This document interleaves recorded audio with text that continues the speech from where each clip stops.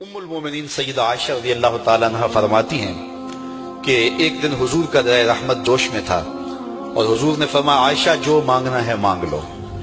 میں نے عرض کی یا رسول اللہ اگر آپ اجازت دیں تو میں اپنے باپ حضرت ابو بکر صدیق رضی اللہ تعالیٰ عنہ سے مشورہ نہ کر لوں کہ میں نے کیا مانگنا ہے؟ تو فرمایا کہ جاؤ مشورہ کر لو۔ مشورے کی اجازت بھی ہو گئی۔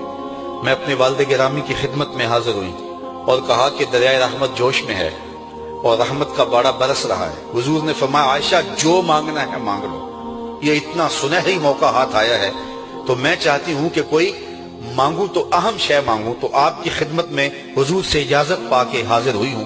مجھے بتایا جائے کہ میں حضور سے کیا مانگوں تاکہ کوئی چھوٹی چیز نہ مانگوں، بڑی چیز مانگوں۔ تو حضرت ابو بکر رضی اللہ تعالیٰ عنہ نے فرمایا کہ بیٹا حضور سے جا کے کہنا کہ معراج کی خلوت خاص میں اللہ نے آپ سے جو راز کی باتیں کی تھی ان باتوں میں سے ایک بات بتا دو۔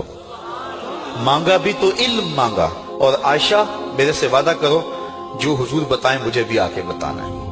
ام المومنین حاضر خدمت ہو گئیں۔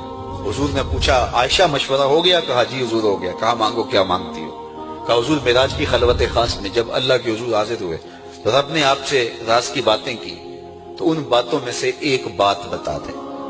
حضور مسکرا پڑے۔ اس بات پہ مسکرائے ہوں گے میرے یار غار کا انتخاب کیسا ہے، یا اس بات پہ مسکرائے ہوں گے کہ راز کی بات بتا دوں تو راز راز نہ رہا، لیکن وعدہ کیا تھا۔ کہا عائشہ سنو، جب میں قرب خاص میں پہنچا تو میرے مالک نے مجھ سے راز کی جو باتیں کی ان میں سے ایک بات یہ تھی، محبوب تیری امت میں سے کوئی شخص کسی شخص کا ٹوٹا ہوا دل جوڑ دے تو میرے اوپر لازم ہے بغیر حساب کے جنت عطا کرو۔ ام المومنین بہت خوش ہوئی اور اپنے والد گرامی سیدنا ابو بکر صدیق رضی اللہ تعالیٰ عنہ کے پاس آئیں اور ساری کہانی سنائی۔ بہت خوش تھی، لیکن حضرت ابو بکر صدیق رضی اللہ تعالیٰ عنہ نے سنا تو رونے لگے۔ تو ام المومنین سیدہ عائشہ رضی اللہ تعالیٰ عنہ نے عرض کیا میرے والد گرامی یہ بات رونے والی تو نہیں ہے، ہم بسا اوقات کسی دکھی کے کام آ جاتے ہیں، کسی کا دکھڑا بیٹھ کے سن لیتے ہیں، کسی کی ڈھارس بنا دیتے ہیں، کسی کے کام آ جاتے ہیں، یہ تو بخشش کا بہانہ ہاتھ آ گیا اور آپ اس پہ رو رہے ہیں۔ تو فرمانے لگے عائشہ اس کو معکوس بھی پڑھو، تصویر کا دوسرا رخ بھی دیکھو۔ اگر کوئی شخص کسی کا ٹوٹا ہوا دل جوڑ دے تو بغیر حساب کے جنت میں جائے گا۔ اس کا دوسرا رخ یہ ہے اگر کوئی کسی کا دل توڑ بیٹھے تو سیدھا جہنم میں جائے گا۔ میں اس بات پہ رو رہا ہوں کہ ہم سے کسی کا دل نہ ٹوٹ گیا۔